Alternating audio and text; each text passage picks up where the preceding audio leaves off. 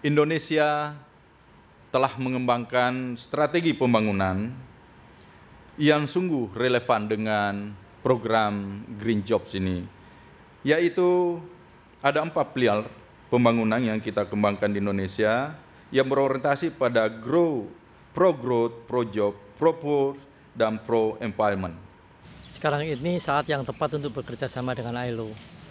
Karena tourism Indonesia sekarang lebih memberikan perhatian khusus kepada sustainable development. Artinya ada perubahan paradigma dari mass tourism menjadi segmented tourism, special interest.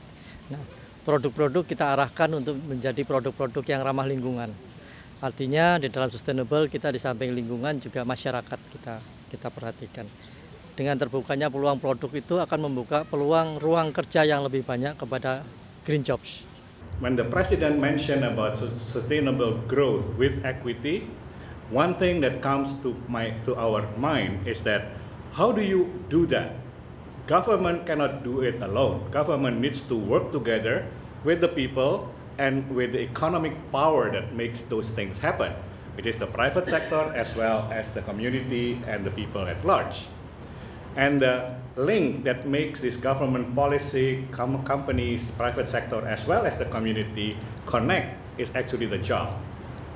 All right, so the job is actually, from that other perspective, is also the intersection of government policy, the private sector, development, technology, and all those things. The president also mentioned in 2009 in one of the G20 meeting that Indonesia committed to the reduction of emission by 26% or 41% with the help of others, of other countries, while at the same time trying to maintain economic growth of 7%.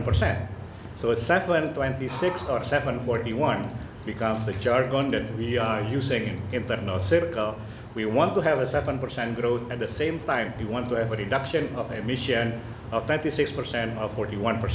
Immediately come to our mind, this must be green jobs. We look into the reduction of emission for Indonesia, 88% of the reduction should come from land-based and land-use chains operation.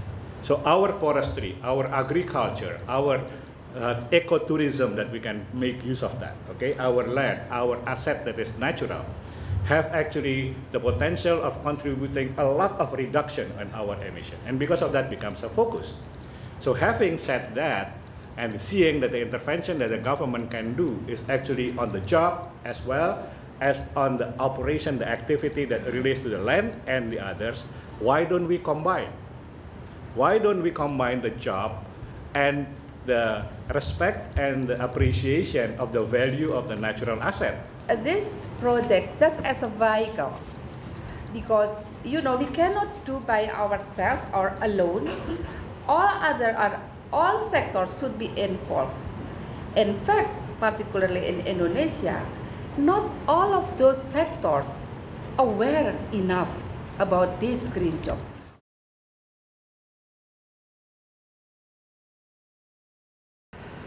Employers' organizations must also adhere to the concept of just transition, a shift towards green practices in all means and levels of production that transform the country into a low-carbon economy. The key word is justice, implying a reasonable distribution of responsibilities and benefits for all stakeholders. The comment that employers here are making about the business case being critical is right, and we need to do much more awareness raising of what that is based on some really good work that's already been done. The other thing that's really coming through both in my country and here is the need to think carefully about how we really scale up what's being done in pockets so that you start taking it much more broadly into mainstream business.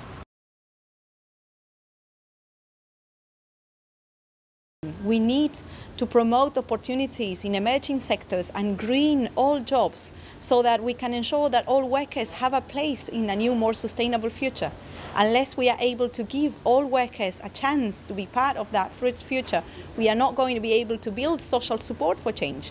And that is so crucial when we see all the impacts environment can have on people's livelihoods. So we need to act, but if we want to act fast, we need to give people a chance to be part of that future.